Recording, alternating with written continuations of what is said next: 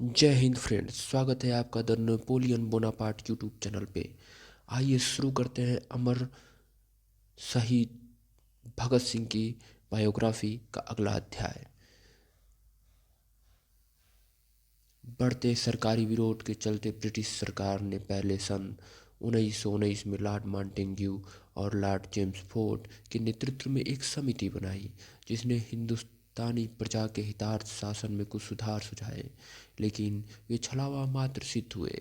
इसके बाद जब देश में उथल पुथल ज़्यादा बढ़ गई, क्रांतिकारियों का प्रभाव और संगठन बढ़ने लगा, तब सरकार ने 8 नवंबर 1927 को घोषणा की कि भारत की स्थिति का अध्ययन करने के लिए लॉर्ड साइमन की अध्यक्षता में 7 सदस्यीय एक कमीशन भारत आ रहा है। इस कमीशन का कार्य देश के विभिन्न हिस्सों में जाकर लोगों की कठिनाइयाँ जानना और उसके बारे में सरकार से सिफारिश करना था। लेकिन आश्चर्य की बात थी कि इसमें किसी भी भारतीय को सम्मिलित नहीं किया गया था। यह भारतीय जनता का खुला प्रयास था। समाचार पत्रों ने भी इस कमीशन की भर्त्सना की। इस अवसर पर नरम और गरम दलों ने एक साथ मिलकर कमीशन के बहिष्कार का निश्चय किया। साइमन कमीशन वापस जाओ। 3 फरवरी 1928 को कमीशन बम्बई पहुंचा। इसकी अध्यक्षता लॉर्ड साइमन कर रहे थे, इसलिए इसे साइमन कमीशन कहा गया। कमीशन के भारत की धरती पर पैर रखते ही मानो संपूर्ण देश एकजुटता की डोर से पत गया। उस दिन देश भर में हड़ताल घोषित की गई तथा काले झंडों एवं साइमन कमीशन वापस जाओ के नारे से कमीशन का स्वागत किया गया। इस अप्रत्याशित प्रदर्शन से गोरी सरकार बौखला गई। भारतीय जनता से उसे इस एकजुटता की अपेक्षा नहीं थी। इस एकजुटता की अपेक्षा नहीं थी। बम्बई में अपना कार्य समाप्त कर कमीशन दिल्ली रवाना हुआ, लेकिन यहाँ भी बम्बई जैसी स्थिति थी। जैसे ही कमीशन के सदस्यों ने ट्रेन से बाहर कदम रखे, पूरा स्टेशन साइमन कमीशन वापस जाओ के नारों से गूंज उठा। चारों ओर काले झंडे और उग्र भीड़ के अतिरिक्त कुछ दिखाई नहीं दे रहा था। जैसे तैसे करके कमीशन को स्टेशन से बाहर निकाला गया, परंतु बाहर स्थिति और भी विकट थी। जहाँ भी नजर जाती काले झंडे पकड़े विशाल जनसमूह दिखाई देते। स्टेशन से कमीशन के गंतव्य स्थान तक का पूरा मार्ग काले झंडों और साइमन कमीशन वापस जाओ के नारों से पट पड़ा था। अब मद्रास की बारी थी। यहाँ भी प्रदर्शनकारियों ने कमीशन का भरपूर स्वागत किया, लेकिन इस बार अंग्रेज अधिकारियों के सब्र का बाँध टूट गया। उन्होंने फायरिंग कर 3 प्रदर्शनकारियों को मार दिया। सरकार अब आंदोलनकारियों को किसी भी तरह की ढील नहीं देना चाहती थी। कलकत्ता में मद्रास की घटना की पुनरावृत्ति की गई, लेकिन इस बार मुठभेड़ जबरदस्त थी, जिसमें अनेक प्रदर्शनकारी घायल हो गए। कमीशन का 5वां पड़ाव लाहौर में था, जो उस समय क्रांतिकारियों का प्रमुख गढ़ माना जाता था। मद्रास और कलकत्ता में घटित हुई घटनाओं से यहाँ के क्रांतिकारी क्षुब्ध थे। वे सरकार को मुंह तोड़ जवाब देना चाहते थे। इसके लिए हिंदुस्तानी समाजवादी प्रजातांत्रिक संघ के पास कई योजनाएं थी।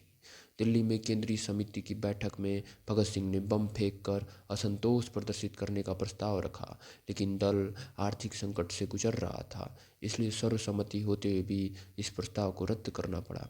अंत में निर्णय लिया गया कि जिस प्रकार कमीशन का विरोध हो रहा है, वे उसी तरह के प्रदर्शन में सम्मिलित होंगे। लाहौर में कमीशन के बहिष्कार की जिम्मेदारी नौजवान भारत सभा पर थी और उसने उसके लिए कमर कस ली थी। जिस दिन कमीशन को लाहौर पहुंचना था, भगत सिंह स्वयं लाला लाजपत राय को साथ लेकर स्टेशन पहुंच गए। नौजवान भारत सभा ने लाला जी के नेतृत्व में प्रदर्शन करने का निर्णय लिया था। लाला जी की सुरक्षा के मद्देनज़र क्रांतिकारियों की एक टोली ने उन्हें घेर लिया था।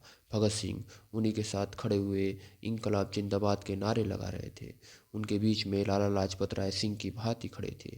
आज वे एक चट्टान की तरह खड़े होकर करोड़ों भारतीयों की भावनाओं और राष्ट्रीयता का प्रतिनिधित्व कर रहे थे।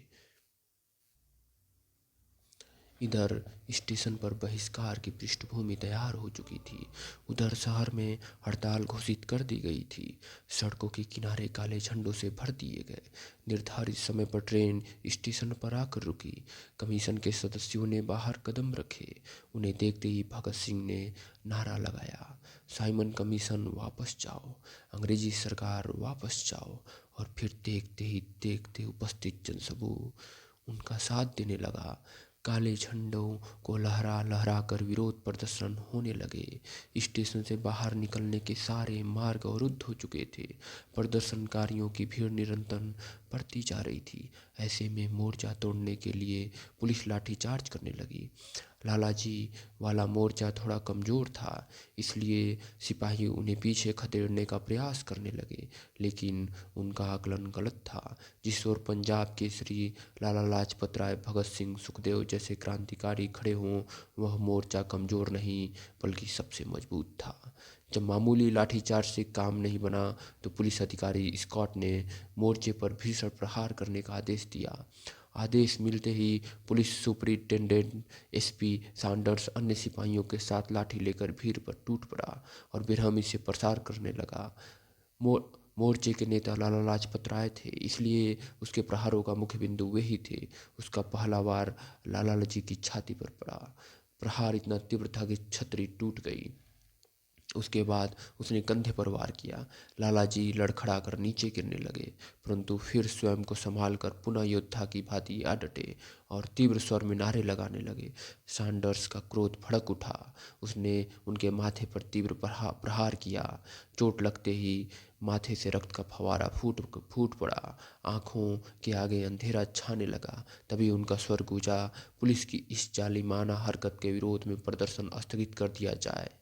पुलिस की बर्बरता के विरोध में प्रदर्शन को स्थगित कर नौजवान प्रदर्शनकारियों को स्वीकार्य नहीं था, लेकिन लालाजी की बात टाली भी नहीं जा सकती थी। अतः अनिच्छापूर्वक मोर्चा तोड़ दिया गया और पुलिस अधिकारी कमीशन के सदस्यों सहित वहां से चले गए। इस सारे घटनाक्रम के समय भगत सिंह लालाजी के साथ ही थे,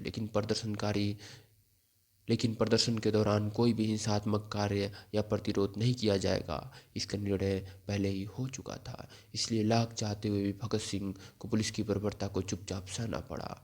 लाहौर में बिगड़ी स्थिति की आशंका से धारा 144 लागू कर दी गई, परंतु इस धारा को तोड़कर उसी शाम मूरी दरवाजा के पास वाले मैदान में एक विशाल सार्वजनिक सभा की गई, जिसमें हजारों लोगों ने भाग लिया। पूरी तरह से घायल होने के बाद भी लाला लाजपत राय इस सभा में उपस्थित हुए और सिंह की तरह गर्जन करते हुए बोले, मैं घोषणा करता हूँ कि मुझ पर पड़ी एक एक लाठी ब्रिटिश सरकार के कफन में अंतिम कील का काम करेगी। यद्यपि लाठी के प्रहार लाला लाजपत राय के शरीर पर पड़े थे, लेकिन इस अपमान से उनका स्वाभिमान और अंतर्मन दोनों बुरी तरह से चोटिल हो गए थे। शारीरिक पीड़ा से अधिक उन्हें मानसिक पीड़ा भोगनी पड़ी थी। अंततः 17 नवंबर 1928 को पंजाब केसरी लाला लाजपत राय ने सदा के लिए आंखें मूंद ली।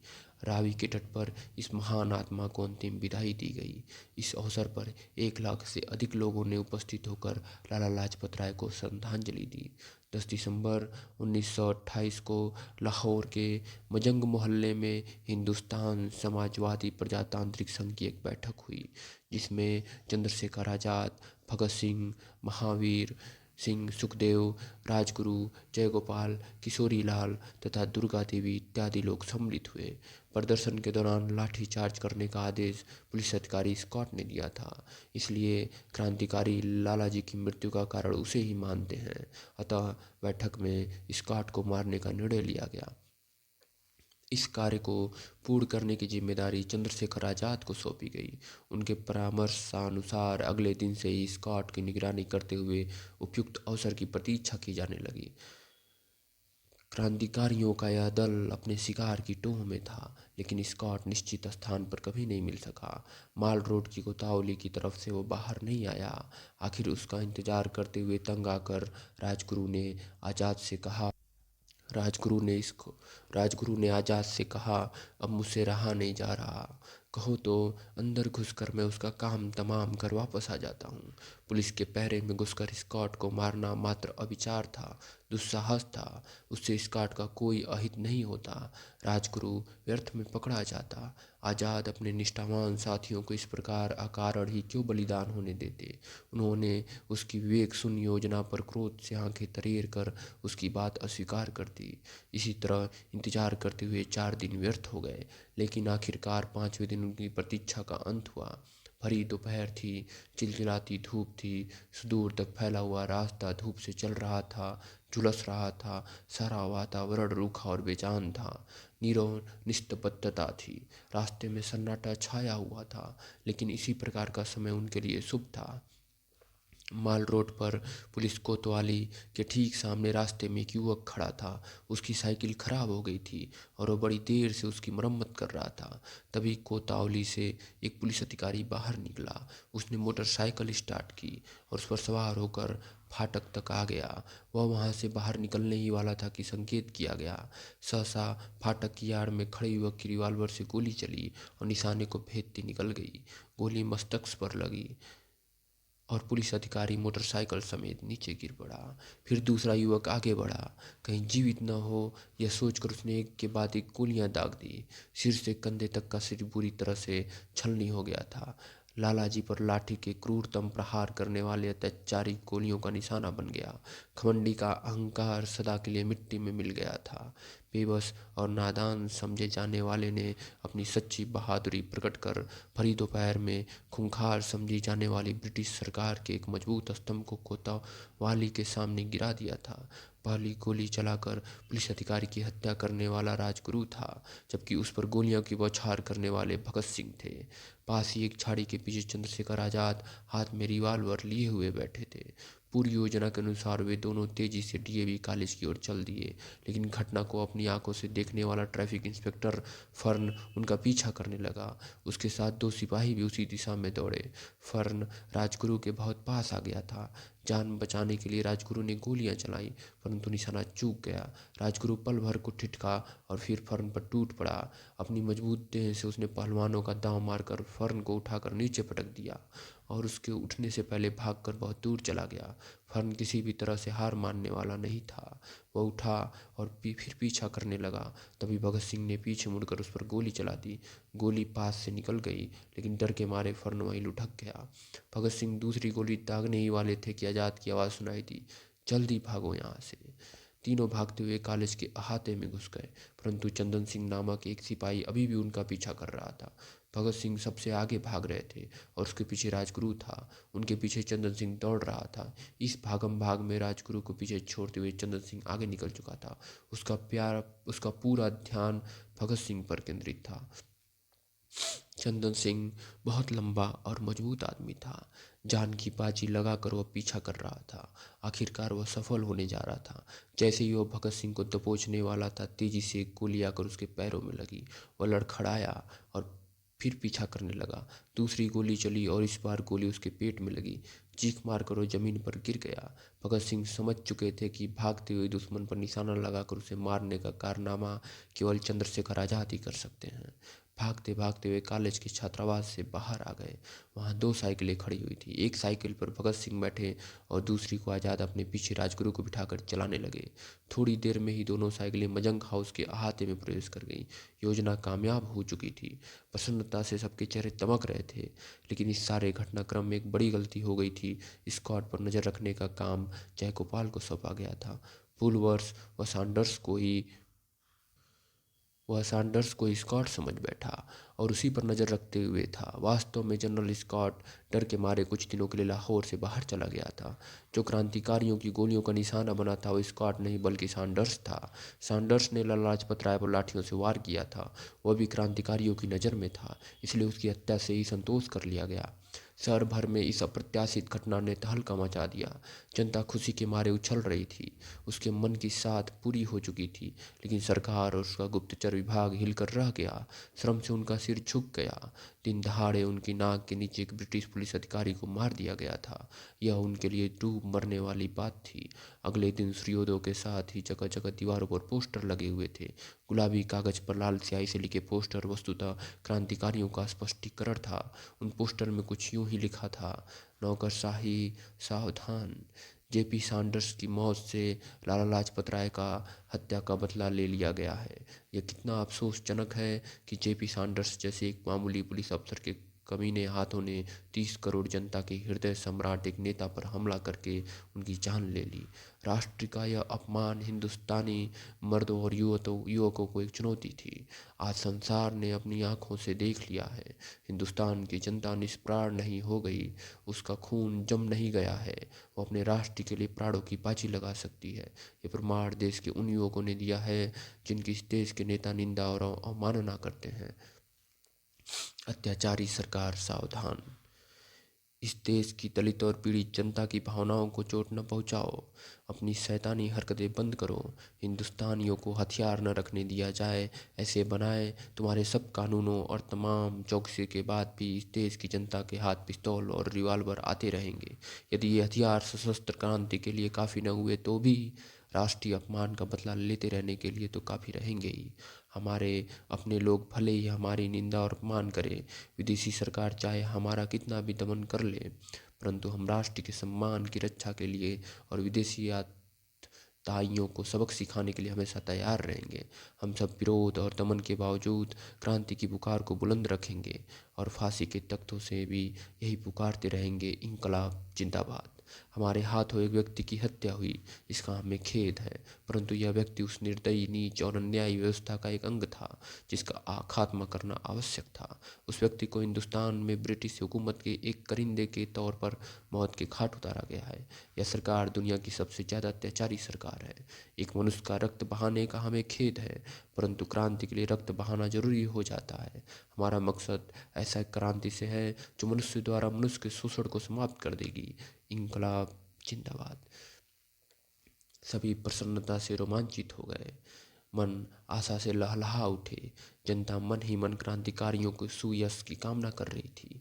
इसके विपरीत सरकार बौखला उठी थी। नौजवान भारत सभा और स्टूडेंट यूनियन के कई सदस्यों को पकड़ा गया, उनके घर तलाशी ली गई, लेकिन सैंडर्स की हत्या से जुड़ा कोई भी सबूत नहीं मिला। सरकार को विश्वास था कि इस हत्याकांड के पीछे भगत सिंह और उनके साथियों का हाथ है, परंतु वे पहले ही भूमिगत हो चुके थे। सैंडर्स के हत्यारों को पकड़ने के लिए सरकार ने कार्रवाई तेज कर दी। जगह जगह पर छापे मारकर संदिग्ध क्रांतिकारियों को पकड़ने का प्रयास जारी था। यद्यपि भगत सिंह ने बाल और दाढ़ी कटवाकर अपना हुलिया पूरी तरह से बदल लिया था, परंतु सरकार के बढ़ते शिकंजे से बचने के लिए उन्होंने लाहौर से कलकत्ता जाने का निश्चय कर लिया। सोचना जितना सरल था, अमल में लाना उतना ही दुष्कर। उन्होंने सुखदेव के साथ मिलकर इसकी भी योजना बना डाली, लेकिन दुर्गा भाभी की सहायता के बिना इसका पूरा होना मुश्किल था। उन दिनों भगवती चरण कांग्रेस अधिवेशन में सम्मिलित होने कलकत्ता गए हुए थे, अतः दुर्गा भाभी से बात करने और उन्हें सहमत करने की जिम्मेदारी सुखदेव ने अपने कंधों पर ले ली। रात के 8 बजे थे। इस समय दुर्गा भाभी अपनी पड़ोसन के साथ संस्कृत पढ़ा करती थी। इसके लिए उन्होंने एक प्रधान अध्यापक नियुक्त कर रखा था। तभी दरवाजे से सुखदेव ने उन्हें आवाज़ लगाई। किताबें को रखकर दुर्गा भाभी बाहर आ गई। सुखदेव को अंदर आने के लिए कहा। सुखदेव धीमे स्वर में बोला, भाभी एक विशेष काम है, लेकिन तत्काल नहीं बताया जा सकता, तो फिर थोड़ा रुक जाइए। यह कहकर दुर्गा भाभी अंदर चली गई। उन्होंने कोई कारण बताकर पढ़ाई बंद कर दी। अध्यापक और पड़ोसन के चले जाने के बाद उन्होंने सुखदेव को अंदर बुलाया और काम पूछा। घर में कैसे पड़े हैं? सुखदेव ने एकदम प्रश्न किया। हाँ पड़े हैं, बताओ कितने चाहिए? जितने भी हों सारे चाहिए। दुर्गा भाभी ने कमर में लटका चाबियों का गुच्छा निकाल कर अलमारी खोली और साड़ियों की तहों में संभाल कर रखे 500 रुपये निकाल कर सुखदेव को पकड़ा दिए। हाथ में पैसे लिए सुखदेव अभी भी चिंतित दिखाई दे रहा था। सहसा उसने पूछा, भाभी जी आप बाहर जा सकेंगी? इस शहर से बाहर? कहाँ जाना है? दुर्गा भाभी ने प्रश्न किया। एक आदमी को लाहौर के बाहर पहुँचाना है, उसके साथ मेम साहब बनकर जाना होगा। काम जोखिम का है, सोच कर बताइए, शायद जान पर भी बन सकती है। सुखदेव ने उनके चेहरे की ओर देखते हुए पूछा। उन्होंने शांत स्वर में पूछा, कौन आदमी है? कोई भी हो, सुखदेव ने बात टाली। जाऊंगी, दुर्गा भाभी ने दृढ़ स्वर में कहा। ठीक है, आज रात वो आदमी यहीं रहेगा। सहमति मिलने के बाद सुखदेव वहाँ से चला गया, लेकिन दुर्गा भाभी का मन बेचैन था। वे बड़ी अधीरता से सुखदेव की प्रतीक्षा करने लगी। कुछ समय बाद सुखदेव वापस आ गया। उसके साथ एक आदमी आया। उस लंबे युवक ने ओवरकोट पहन रखा था, सिर पर हैट था। दुर्गा भाभी ने उस अजनबी पर ससरी नजर डाली और उन्हें अंदर ले आई। इनका नौकर भी आया है, उसे इस तरफ के छोटे कमरे में ठहराइए, दुर्गा भाभी ने कहा। उस सांवले और नाटे से नौकर को सुखदेव ने उसका बिस्तर लेकर बताए हुए कमरे में भेज दिया। लेकिन दुर्गा भाभी सिर झुकाए बैठी हुई थी। पराये आदमी की ओर देखने में उन्हें संकोच हो रहा था, लेकिन अतिथि शरारत से मुस्कुराते हुए उन्हें देख रहा था। भाभी जी, आप इन्हें पहचाना? देखिए तो, सुखदेव ने मुस्कुराते हुए कहा। अब जाकर दुर्गा भाभी ने नजरें उठाई और अजनबी को देखा। आंखें मिलते ही उस आदमी को हंसी आ गई। उसे हंसते देखकर दुर्गा भाभी ने उसे पहचान लिया और स्वयं भी हंसते हुए बोली, अरे ये तो भगत है, बिल्कुल भी पहचान में नहीं आ रहा। तीनों मिलकर हंस पड़े। और वो नौकर कौन है? रघुनाथ उर्फ राजगुरु, सुखदेव ने कहा।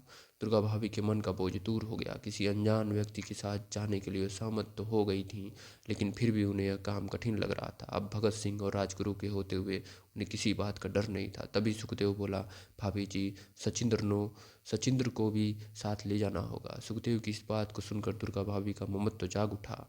अपने प्राणों को संकट में डालने के लिए सहर्ष तैयार थी, लेकिन अपने एकमात्र पुत्र को मौत के मुंह में ले जाना उन्हें कठिन प्रतीत हो रहा था। परंतु फिर उन्होंने अपने ममत्व के आवेग को रोक लिया और सहमति में सिर हिला दिया। 5 बजे थे। भोर का उजाला फैलने लगा था। इस छटपुट में एक रोबदार साहब अपनी मेम साहब और बच्चों के साथ प्लेटफार्म पर पहुंचे। उन्होंने अपने इकलौते तथा सुंदर बच्चे को गोद में उठा लिया। उन दोनों में कानाफूसी हो रही थी। गर्दन झुकाकर अपने बेटे के साथ बात करने के कारण साहब का चेहरा स्पष्ट दिखाई नहीं दे रहा था। कलकत्ता मेल स्टेशन पर खड़ी थी। प्रथम श्रेणी में आरक्षित सीटें टूटकर साहब और उनका परिवार बैठ गए, जबकि सेवक दूसरे डिब्बे में चढ़ गया। इस दौरान अनेक बार सिपाही उनके आगे से निकले, लेकिन कोई भी साहब बने भगत सिंह को पहचान नहीं सका। दुर्गा भाभी ने भी स्वयं को इस प्रकार तैयार किया था कि वह सचमुच किसी अधिकारी की पत्नी लग रही थी। निर्धारित समय पर कलकत्ता मेल चल दी। लगभग 40 घंटों की लंबी यात्रा। स्टेशन आने पर दुर्गा भाभी का दिल जोर जोर से धड़कने लगता। कोई सिपाही उनकी ओर देख लेता तो उनके प्राण गले में अटक जाते। इसके विपरीत भगत सिंह बिल्कुल निश्चिंत थे। उन्हें अपनी सफलता का पर पूरा भरोसा था। अंततः गाड़ी अपने गंतव्य पर जा पहुंची। सबने चैन की सांस ली। इस प्रकार ब्रिटिश सरकार की आंखों में धूल झोंक कर भगत सिंह सकुशल लाहौर से बच निकले। ये रहा अमर शहीद भगत सिंह का साइमन कमीशन को इन्होंने कैसे गो बैक किया और किस तरीके से लाला लाजपत राय की मृत्यु हुई और उनका बदला सैंडर्स को मार कर लिया गया। और अब देखते हैं अगली वीडियो में अगला अध्याय, जिसमें हम बहुत कुछ जानेंगे भगत सिंह के बारे में। मेरे जज्बातों से इस कदर वाकिफ़ है मेरी कलम, इश्क भी लिखना चाहूँ तो इनकलाब लिखा जाता है। ऐसे थे हमारे अमर शहीद भगत सिंह। चलिए फिर मिलते हैं, तब तक के लिए जय हिंद, जय भारत। मुस्कुराते रहिए।